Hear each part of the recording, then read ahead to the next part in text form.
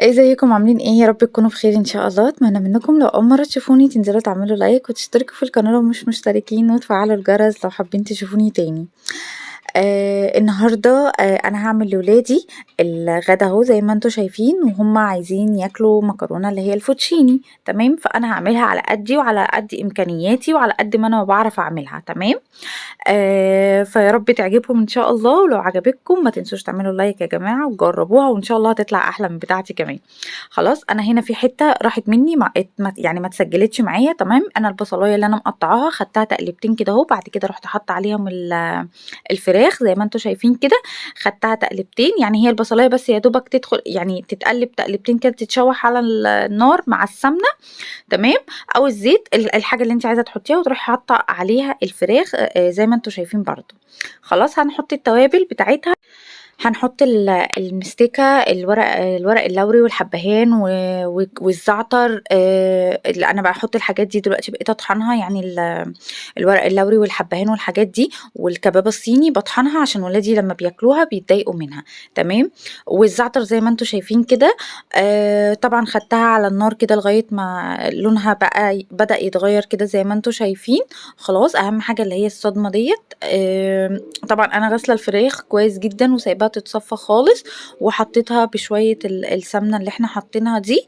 طبعا هي نزلت ميتها، هفضل معاها كده لغايه ما تتشرب الميه بتاعتها، وهوريكم هنعمل ايه تاني.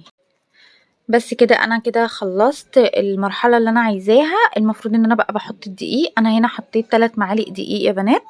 خلاص، اللي هم بتوع الاكل دول.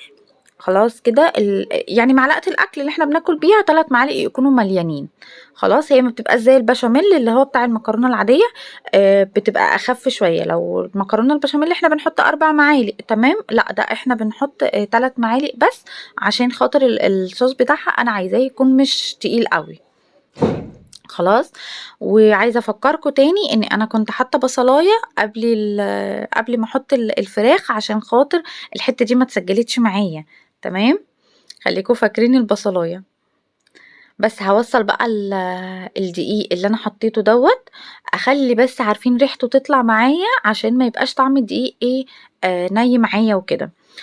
عشان يعني في ناس بتحب الدقيق بتحطه على اللبن ساقع وكده، وتروح مقلباه كله على النار مرة واحدة. لا، انا بحب بصراحة اخد حتى في البشاميل برضو بحب اخده برضو ايه تقلبتين كده ريحته تطلع، وبعد كده اروح ضايفه له اللبن. ما بحبش طعمه يكون ني في الاكل يعني وكده. بس حطيت واحدة المرقة زي ما انتوا شفتوا كده. واول ما ريحة الدقيق تطلع معايا، انا مش محتاجة ان انا احمره، لا هو بس ريحة دقيق هتطلع معاكي. ده كده مرحلته خلصت. كده بقى احنا هنضيف مع بعض الخضار اللي انا مقطعاه. اللي هو بقى ايه، انا جايبه فلفل الوان احمر واصفر واخضر، وفي زيتون وفي مشروم. تمام. ما عندكيش الفلفل الالوان، ما عندكيش المشروم، ما عندكيش الزيتون، ساعات انا لما بيبقاش عندي الحاجات ديت انا بعملها برضو بالفراخ بس والبصلايه، والله العظيم بتطلع جميله برضو. بس انا بحب ان انا ايه، لما اجي اعملها لهم بعملها لهم كده، منها بتدي شكل حلو وبرده بتدي قيمة غذائية حلوة جدا برضو ليهم. فبحب ان انا اضيف الحاجة دي. بس لو مش موجودة عادي يعني، ما بوقفش نفسي على حاجة يعني.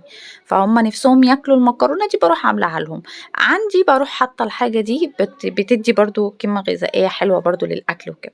هنا انا بوريكم بقى المعلقة ديت، انا جايبة منها 2 وطلعوا وحشين جدا جدا. طلعوا طراي قوي. اتخدعت فيهم يعني، افتكرتهم من الحلوين اللي انا كنت بجيبهم.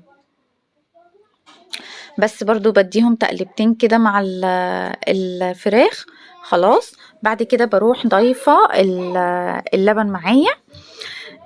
بصوا يا بنات، انا لما بيبقى عندي شوربه بحط كيلو لبن وكوبايه شوربه. ما عنديش الشوربه، بحط كوبايه وربع لبن. خلاص، بس لو في شوربه يعني بضيف كيلو اللبن وكوبايه الشوربه بتبقى تمام معايا جدا. بس عشان انا مش عندي شوربه بقى النهارده، حطيت كوبايه يعني كيلو وربع لبن. خلاص، وفي بقى حاجة كمان انا كنت بحطها، بس بما ان هي غليت جدا طبعا يعني مش عايزينها، فاكيد مش هحطها برضو. فهتصرف وهحط حاجة تانية. هنا انا حطيت بقى معاها بتاع دوت حبة كزبرة، حبة اسمها ايه، بقدونس. تمام. كل الخضار ده بيتحط في الاخر ليه يا بنات عشان خاطر ما يبقاش طري معاكي وانتي بتعمليه في الاكل يعني، ويبقى طعمه مش حلو معاكي. كل الحاجات دي تخليها كده في الاخر كده تبقى لونها وشكلها هيبقى حلو. خلاص انا بقى كده عايزاها توصل للقوام اللي انا عايزاه، وهضيف معاكم بقى الحاجه اللي انا قلت لكم عليها، اللي هي المفروض اساسا كريمه الخفق دي بقت غاليه قوي. خلاص فاحنا اللي هنتصرف برضو، هنعمل برضو، هنطلع لولادنا كده اكله تكون كده دسمه وجميله جدا.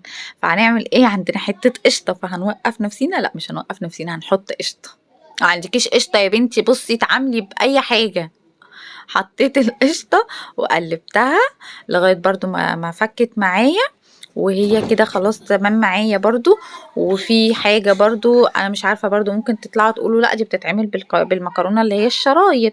فانا برضو ما بوقفش نفسي على اي حاجة. المكرونة الشرايط برضو يعني ايه ما هي المكرونة السباكيتي هي نفس المكرونة الشرايط، بس فرق دي مبططة والتانية عادية. فاحنا هنحط مكرونة سباكيتي وهي حلوة كده، ورضا ويحمدوا ربهم ان انا بخرجهم واحنا قاعدين اهو في البيت.